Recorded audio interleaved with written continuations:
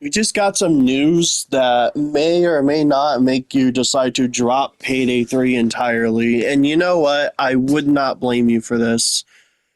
So, I'm going to keep this relatively brief in my intro, but I'm going to go in depth about the things I think stood out. Recently, it was announced that Payday 3 would not have an offline mode. And I personally think I understand this because of how the game was built from the foundation. It was made to be always online, and I hate this. I personally really wish they would just make a separate build of the game and then release it as a new version that has the offline mode that's in Unreal 5, etc., etc. But they do not have a lot of money. Starbreeze is bleeding money. No, they are hemorrhaging money. So I get it. There's only so much they can do with their limited budget. But this still sucks. This is a massive kick in the teeth to people like me who are hoping that if the game were to die, there would at least be an offline patch. It looks like that will not happen. So that's the first bit of bad news. The next bit of bad news is the fact that, well, depending on who you ask, the bad news that I personally take it as good news is that the challenges tied to the Mask Mania event masks will not be added to the game. And I'm guessing this is because of how hard it is to implement new achievements onto consoles, like specifically PS5. For some reason, Sony with PlayStation is incredibly restrictive with with developers adding new achievements to games. I don't know the specifics of it. I just know that there's trouble with that, and it's not just a Starbreeze problem. This happens with any developers. So I'm not going to harp on that too much. I'm just glad that the masks are finally being added. Now, with that said, there is some good news. For one, there are still plans to port the game over to Unreal 5. I'm personally looking forward to that because I understand that Unreal 5 gives the developers more room to work around. I know that the engine is easier to manage.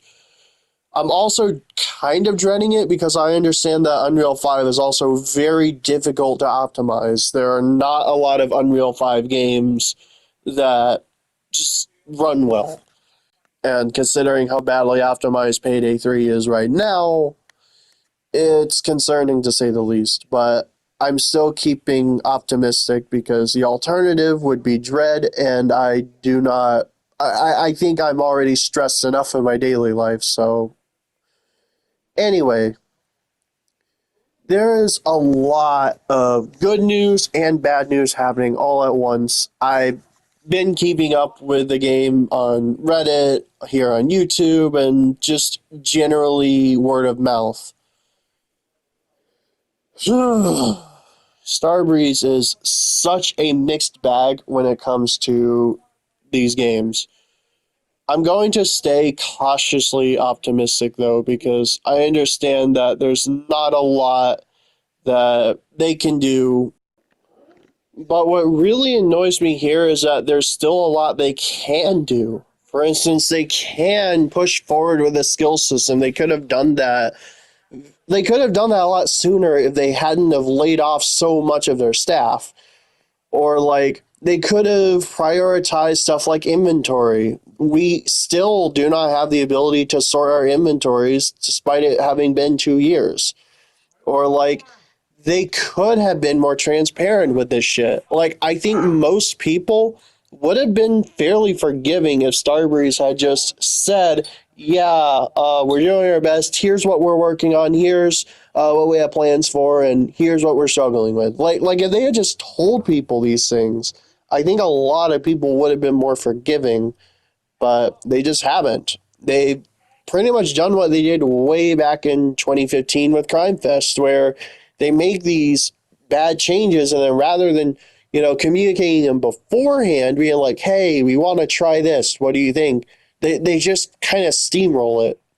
And it's frustrating because, as I said, this is a good game underneath all of the garbage. This is why I still play the game after 2 or 3 years of disappointment, because it is genuinely fun if you take it for what it is. I think at the end of the day, the problem is that Starbreeze just recklessly makes these decisions without thinking about their circumstances or thinking about how people are going to respond.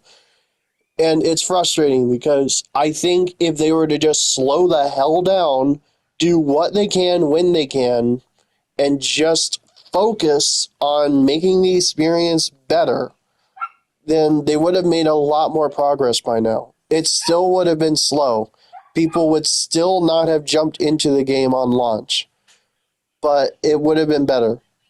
Like, there's just so many instances like this where we see the writing on the wall, and we're still optimistic. Obviously, I want the game to be better, but there's just so many instances where they take like 5 steps forward and anywhere from 3 to 8 steps backwards, and it's frustrating because we see the overall improvement, but there is just so much they could be doing better.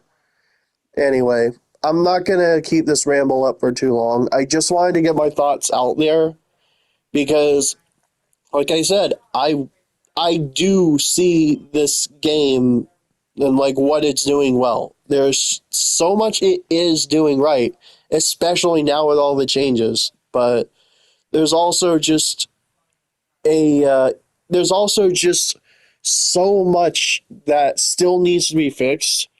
And I'm not even talking about the game. The game itself is in a better state than it's ever been. Like, I would argue in a lot of ways now it's better than Payday 2. I'm talking about Starbreeze themselves.